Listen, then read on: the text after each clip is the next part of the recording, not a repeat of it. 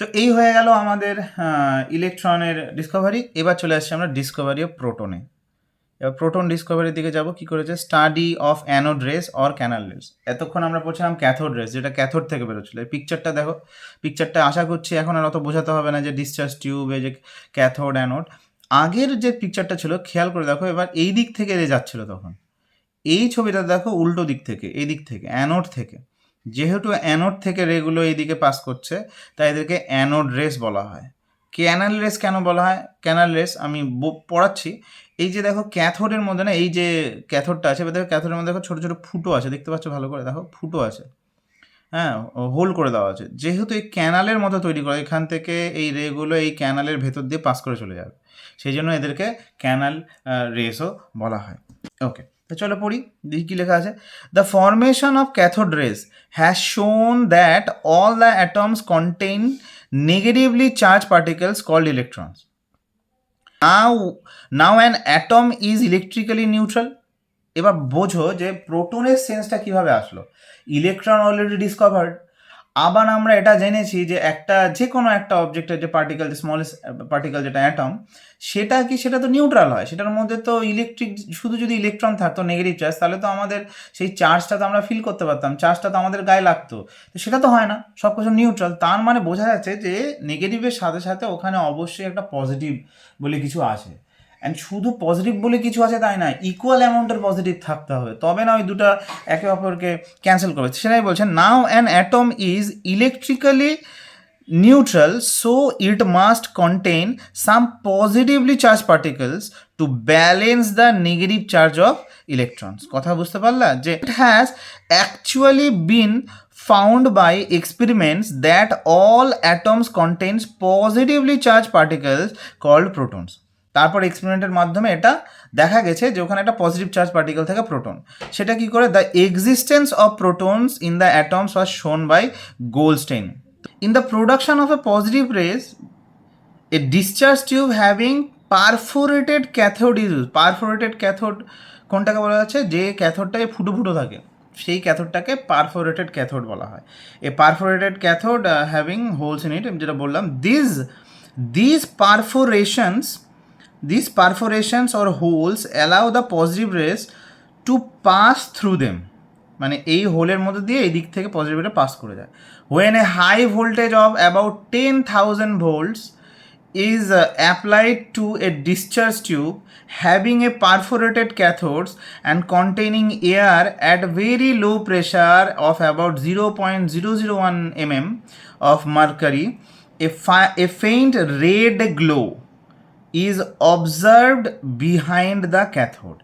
এইবার কি হচ্ছে, যখন এই পারফোরেটেড টিউব নেওয়া হচ্ছে, তখন অ্যানোড থেকে তোমার রে বেরিয়ে এই হোলের মধ্যে দিয়ে পাস করে এই ক্যাথোডের যে ওয়ালটা আছে এখানটা ধাক্কাকে রেড গ্লো তৈরি করছে। ঠিক আছে, আচ্ছা, these rays are formed at the anode end, at the anode, and when these rays strike the walls of the discharge tube, they produce a faint red light. Since these rays are formed at the anode, যেরকম ওখানে হচ্ছিল ক্যাথোডে হচ্ছে, তার cathode race বলা হচ্ছিল, they are known as anode rays or positive rays. ঠিক আছে, anode rays are also known as canal rays. Canal rays কেন বলে? Because they pass through canals of the cathode. এই যে বললাম যে এর মধ্যে যায় ক্যানাল রেসও বলা হয়।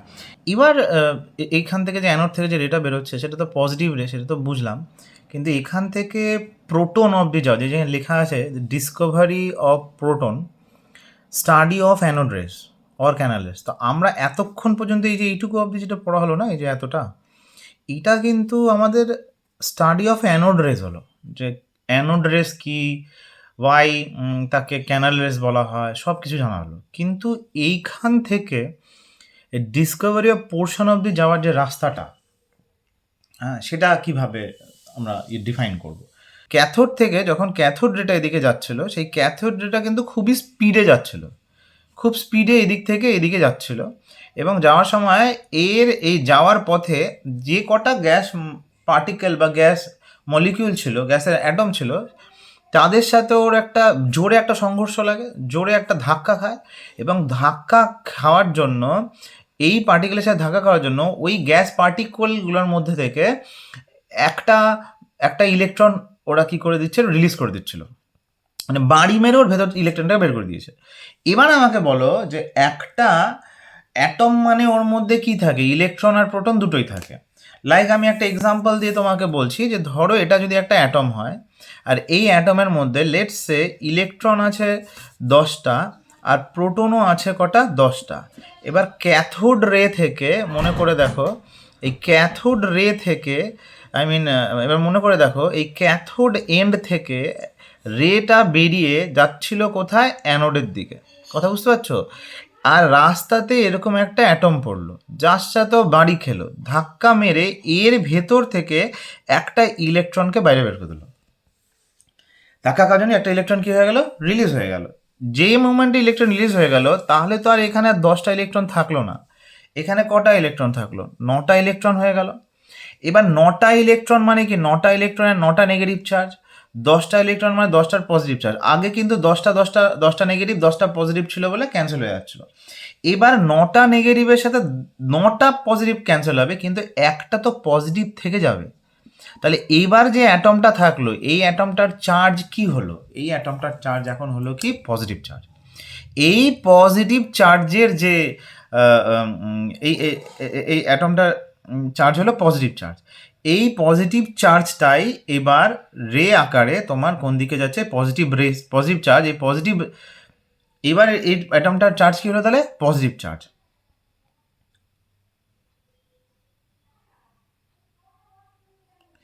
পজিটিভ চার্জ, এই পজিটিভ চার্জটাই এবার ওই অ্যানোড রে যে বেরোচ্ছিল, সেই অ্যানোড রের উপাদান হিসেবে কাজ করছে। কথা বোঝা গেল তো? তো এই, বুঝতে পারলো তোমার কথা? তো এই হচ্ছে তোমার এই পজিটিভ চার্জ, যেটা অ্যানোড রের কনস্টিটিউয়েন্ট হিসেবে কাজ করলো, অ্যানোড উপাদান হিসেবে কাজ করলো, এটাই পরবর্তীতে এই এই এই চার্জটাই পরবর্তীতে প্রোটন হিসেবে উল্লিখিত হবে। এখনো পর্যন্ত কিন্তু এটা যে প্রোটন, সেটা বলে উঠতে পারা যায় নাই। ঠিক আছে, কথা বুঝতে পারলা তো? হ্যাঁ, ওকে। এই জিনিসটা না এখানে লেখা আছে, এই জিনিসটা এখানে একটু লেখা আছে, একটু দেখো এখানে কি লেখা আছে। In a discharge tube cathode raise R emitted from the cathode. হ্যাঁ, ডিসচার্জ টিউবে যে এই ক্যাথোড এন্ড থেকে ক্যাথোড রেগুলো এমিট হচ্ছিল, ঠিক আছে, এমিট হয়ে কোন দিকে যাচ্ছিল, অ্যানোডের দিকে। This ray consist of stream of electrons which move towards anode with very high speed. এই দিক থেকে এই দিকে, এই দিক থেকে এই দিকে কোন দিকে যাচ্ছিল, খুব হাই স্পিডে যাচ্ছিল। যেই যাচ্ছিল হাই স্পিডে, when this electron strike the atoms of molecules of the gas, ওই যে বললাম যে গ্যাসের কোনো একটা মলিকিউলের যে ধাক্কা খেলো ইন দ্য ডিসচার্জ টিউব, ওই ডিসচার্জ টিউবের মধ্যে, এই যে এই ডিসচার্জ টিউবের যেই ধাক্কা খেলো, one or more electrons are knocked off from the atoms or molecules of the gas. ধাক্কা খেয়ে ওই অ্যাটম বা মলিকুল থেকে একটা হোক বা দুটা হোক electrons are knocked off from the atom, মানে ওখান থেকে বাইরে বেরিয়ে গেল। And result in the formation of positively charge ions, যেটা তোমাকে একটা এক্সাম্পল দিয়ে বোঝালাম, যে যদি একটা বা দুটো ইলেকট্রন যদি বাইরে চলে আসে, তাহলে ওটার চার্জ কি থাকবে, পজিটিভ চার্জ। এই পজিটিভ চার্জ যে আয়নগুলো আছে, এই পজিটিভ চার্জের আয়নগুলাই হচ্ছে অ্যানোড রের মেন উপাদান, কনস্টিটিউয়েন্ট অফ অ্যানোড রেস। এগুলোই হচ্ছে কনস্টিটিউয়েন্ট অফ অ্যানোড রেস। বোঝা গেল? লেটস সে আমি এটা এখানে ডিসচার্জ টিউব আঁকছি, আমি এখানে একটা ডিসচার্জ টিউব আঁকছি।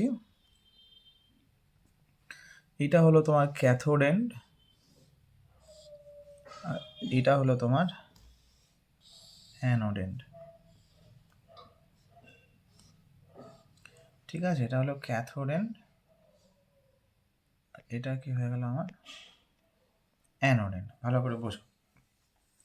এবার এই ক্যাথোড থেকে ক্যাথোড রো এই লাইনে যাচ্ছে, স্ট্রিম অফ ক্যাথোড রেস অনেকগুলো হাই স্পিডে, আর এই রাস্তার মাঝখানে একটা গ্যাস পার্টিকেল পড়ে গেছে। এই গ্যাস পার্টিকেলটার সাথে এর ধাক্কা লাগলো, ধাক্কা লাগার সাথে সাথে এর থেকে একটা কি করে দিল, একটা হোক দুটা হোক ইলেকট্রন বের করে দিল। যে ইলেকট্রন বের করে দিল, তাহলে এর মধ্যে পজিটিভ চার্জ চলে আসলো। এই পজিটিভ চার্জটাই এবার অ্যানোড রের মেন উপাদান হিসেবে কাজ করছে। এইবার এই গ্যাস টিউবের মধ্যে বিভিন্ন গ্যাস নিয়ে এক্সপেরিমেন্ট করা হয়েছে, হিলিয়াম বলো, অক্সিজেন, নাইট্রোজেন, যা যা চেয়েছে সব করেছে। কিন্তু যখন এটার মধ্যে হাইড্রোজেন গ্যাস নিয়ে যখন এক্সপেরিমেন্টটা করা হলো তখন দেখা যাচ্ছে, মানে এটা এটা তখন দেখার আগে একটা কথা বলি, যেহেতু আমরা জানি মানে কি, আমরা আমরা এক্সপেরিমেন্টের মাধ্যমে জানতে পেরেছি যে হাইড্রোজেনের মধ্যে কিন্তু হাইড্রোজেনের যে উম, তোমার হাইড্রোজেনের যে অ্যাটমটা আছে, এর যে নিউক্লিয়াস আছে, আমরা এই স্ট্রাকচার সম্পর্কে পড়বো, কিন্তু যেহেতু আমরা একটু জানি তাই বলছি, এর যে নিউক্লিয়াসটা আছে এর মধ্যে কিন্তু একটা ইলেকট্রন আছে আর একটাই হচ্ছে তোমার প্রোটন আছে। এবার এরা যদি হাইড্রোজেন অ্যাটমের সাথে বাড়ি মারে বা বাড়ি খায় বা ধাক্কা লাগে, তাহলে একটা ইলেকট্রন যদি বার করে দেয়, এই যে একটা ইলেকট্রন বার করে দিল, তাহলে এর মধ্যে শুধু কি পড়ে থাকলো, একটাই প্রোটন। তাই যে প্রোটনের যে ডিসকভারিটা করা হয় সেটা হাইড্রোজেন অ্যাটমের দিয়ে ভাবা হয়, হাইড্রোজেন অ্যাটম দিয়ে করা হয়।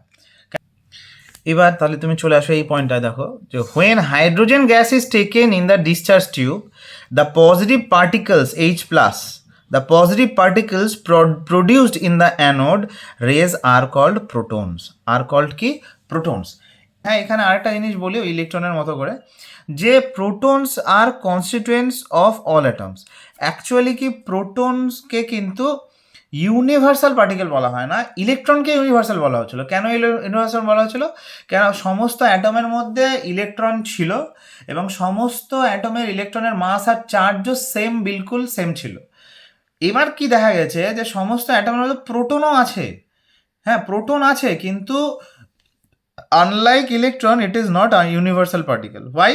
কারণ প্রোটন থাকা সত্ত্বেও ওরা হচ্ছে সেম থাকে না, সেটা এখানে লেখা আছে। It has been observe that the mass of positively charge particle was 1 unit mass or 1.67 into 10 to the power minus 27 kg only when hydrogen gas was used. It was found that in case of any other gas other than hydrogen ছাড়া তুমি অন্য কোনো gas now, taken in the discharge tube, the mass of the positively charged particles was found to be whole number multiple of the mass of proton. মানে দেখা গেছে যে তুমি যদি হাইড্রোজেন বাদে অন্য যে কোনো যদি তুমি গ্যাস নাও, তাহলে সেটা ওই হাইড্রোজেনের যে একটা প্রোটন ছিল তার মাল্টিপল হবে। This implies that all atoms contains whole number of proton. সবারই কি আছে, একটা হোল নাম্বার অফ প্রোটন থাকবে। Thus protons are fundamental particles present in all atoms. প্রত্যেকটা অ্যাটমে আছে, থাকতেই হবে, তাই ফান্ডামেন্টাল। কিন্তু যেহেতু প্রত্যেকটা অ্যাটমে থাকা সত্ত্বেও তারা সবাই সেম হচ্ছে না, দেখতে পাচ্ছ কোনোটা, মানে হাইড্রোজেনের যে প্রোটন সবগুলো তার মাল্টিপল আকারে থাকছে, তাই ফান্ডামেন্টাল বললেও প্রোটনকে ইউনিভার্সাল পার্টিকেল বলা হচ্ছে না। ঠিক আছে, এরপর